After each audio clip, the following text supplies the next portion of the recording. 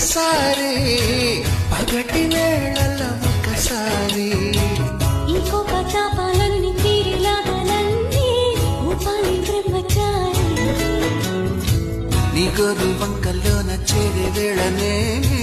అయిపోన భామచారి